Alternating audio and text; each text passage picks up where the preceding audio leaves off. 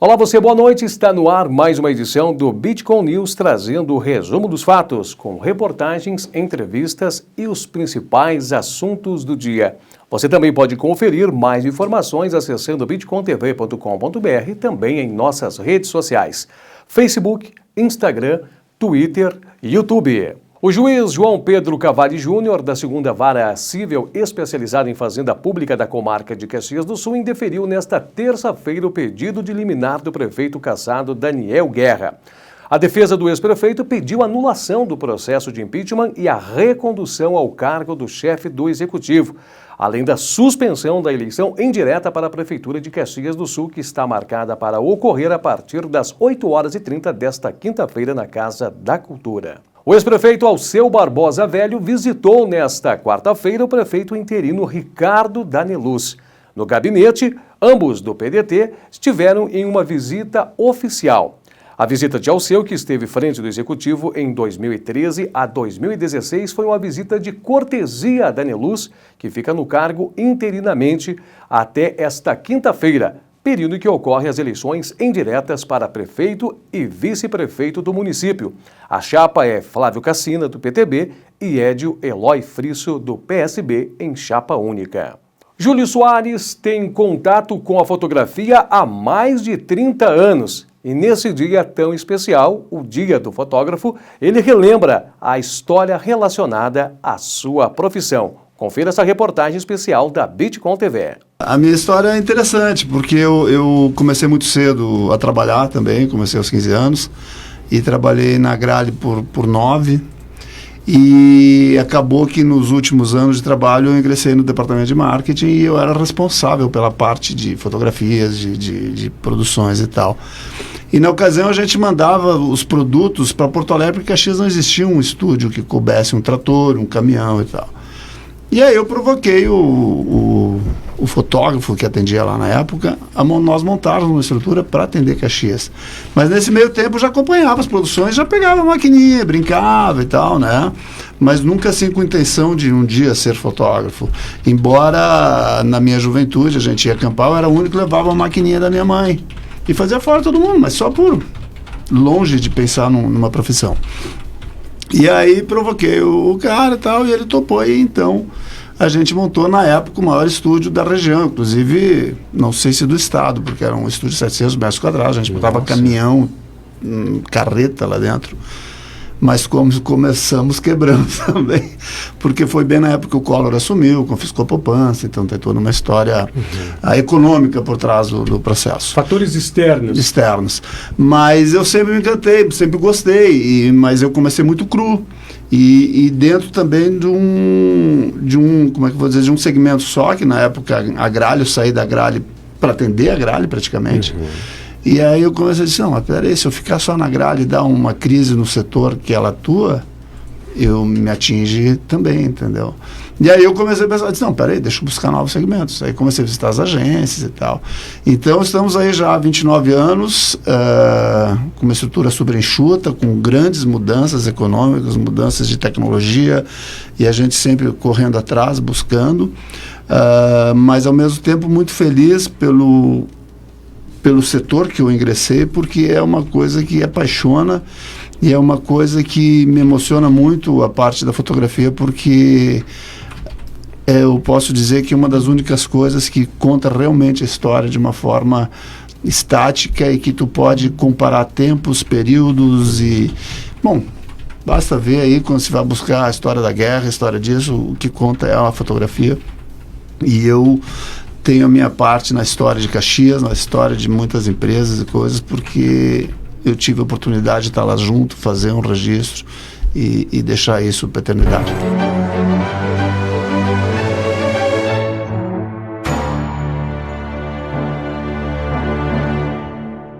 A lei de autoria da vereadora Tatiane Frisso, que prioriza o acesso à educação infantil por filhos e filhas de mulheres em situações de violência doméstica e familiar, foi sancionada pelo chefe do Executivo. A nova legislação prevê que a solicitação deverá ser acompanhada de boletim de ocorrência policial que comprove a situação de violência. Além disso, a solicitação deverá passar por uma avaliação do Centro de Referência da Mulher, que vai utilizar os meios cabíveis para a verificação da situação e vai definir os casos e as prioridades. Padre do Santuário de Caravaggio, Jânio Gusberti, relata sobre a história da Romaria Votiva de Nossa Senhora do Caravaggio. Estamos então nesta etapa da 120ª Romaria Votiva de Nossa Senhora. Creio, Edinho, que é importante nós falarmos um pouquinho da história, né? Isso. E depois eu gostaria, logo mais adiante, nós contarmos essa história dessa Romaria Votiva, de nós falarmos o porquê deste lema do ano. Esse lema está trazendo uma mensagem muito importante, mas vamos falar daqui um pouco mais. Primeiro vamos falar da história. Sim. Então, há 120 anos atrás, a 1898, na primavera, começou uma grande estiagem. Era o início da colonização italiana, alemã, polonesa que estavam na nossa região. E a estiagem se prolongou bastante, a ponto de, naquela época, os agricultores estavam perdendo tudo. E no mês de janeiro de 1899, então toda a região, na época, se mobilizou para, no dia 2 de fevereiro, fazer uma caminhada, uma romaria até ao santuário. Na época era a paróquia de Caravaggio. Havia lá já o santuário antigo construído. Sim. Para pedir a graça da chuva.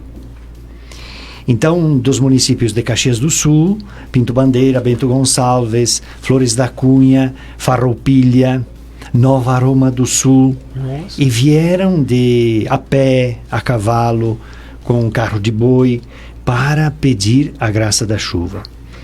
Teve a missa às 10 horas. Durante a missa, começou a se formar uma nuvem em cima. Nossa. E meia hora depois, a chuva foi se espalhando e se ampliando para toda a região. Então, aquele momento, de fato, para todos aqueles que dependiam da agricultura, foi um sinal da intervenção de Deus, que muitos filhos destes que viveram esta experiência ainda estão vivos, com seus 80, 90 anos aí, e testemunham o fato. Então, esta Romaria Votiva, em maio teremos a 140ª, que aí é outra romaria, é a romaria tradicional, seria a mais antiga. A grande romaria, claro, seria, né? Isto, mas esta é diretamente mais ligada aos agricultores.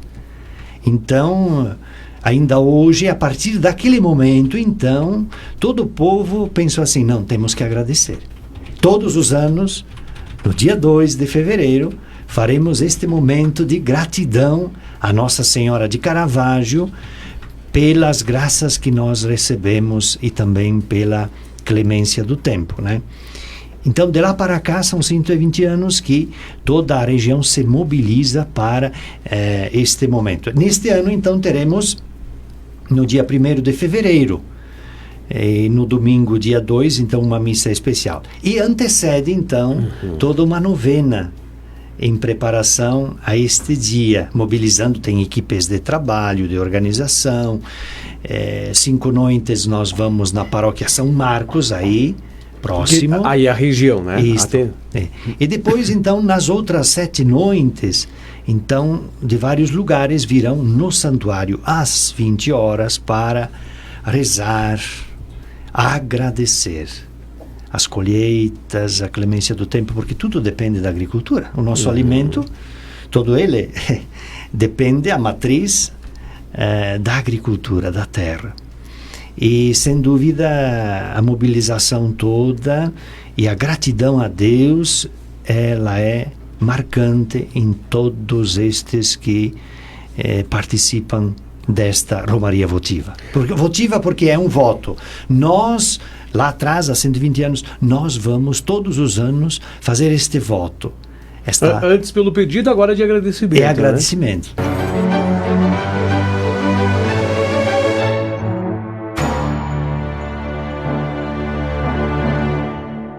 O assunto agora é o futuro de Caxias do Sul.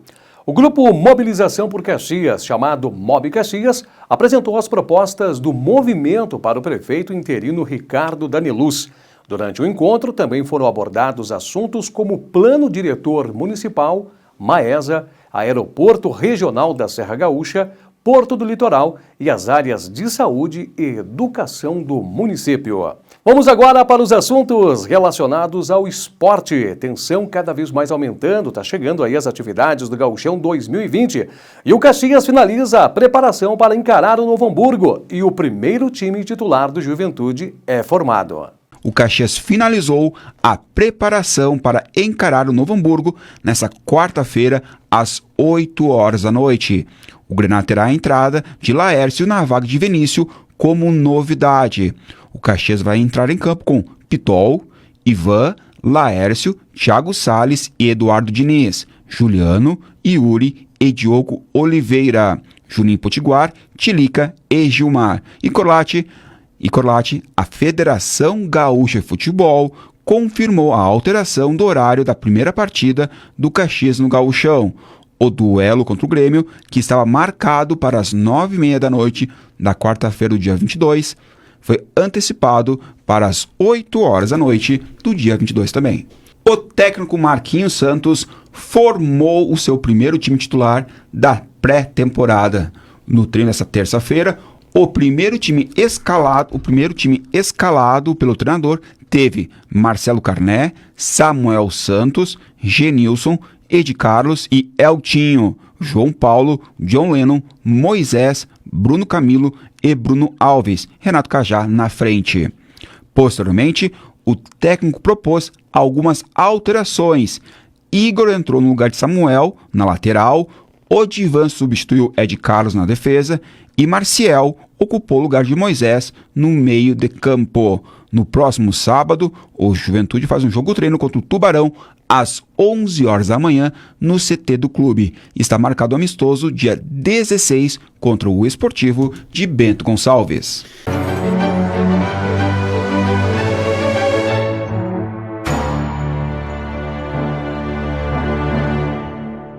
E ainda relacionado ao assunto do esporte, hoje aqui na Bitcom TV esteve o presidente da Ser Caxias, o Paulo César Santos.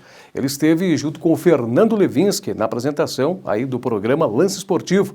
Na oportunidade, o presidente falou sobre os preparativos da equipe para a temporada de 2020. A expectativa é a melhor possível, né? Nós temos que acreditar no trabalho que está sendo feito, o coordenador, coordenado pelo treinador Lacerda, né? Que a gente veio trabalhando junto já próximo na Copinha, e acreditamos na gestão das pessoas, né? E as pessoas que foram selecionadas dentro do grupo da gestão e da direção a dedo, né? Que estão aí e quiseram estar no Caxias vestindo a nossa camiseta Grená. Pois é, o fato do treinador hoje ser um ídolo, ser uma referência técnica, uma referência de história para o torcedor Grená, tem um significado diferente, e até mesmo nas internas ali, como o senhor está avaliando essa primeira experiência do Lacerda como treinador? Nós trabalhamos com a visão de profissional, né? Eu basicamente também tenho a minha pequena empresa, né? E trabalhamos com gestão de pessoas e acreditamos nesse trabalho, no trabalho do profissional Lacerda e todos que compõem a comissão técnica.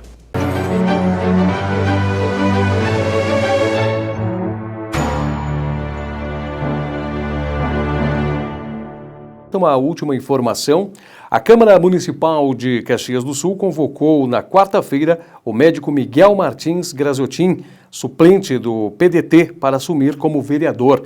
A convocação foi expedida pelo próprio presidente da Câmara em exercício, o vereador Paulo Périco, na manhã de hoje.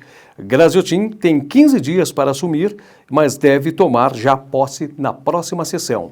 E o Bitcom News fica por aqui. Mais informações você acessa no site bitcomtv.com.br e também em nossas redes sociais: Facebook, Instagram, Twitter e YouTube. Nós voltamos amanhã. Uma boa noite para você.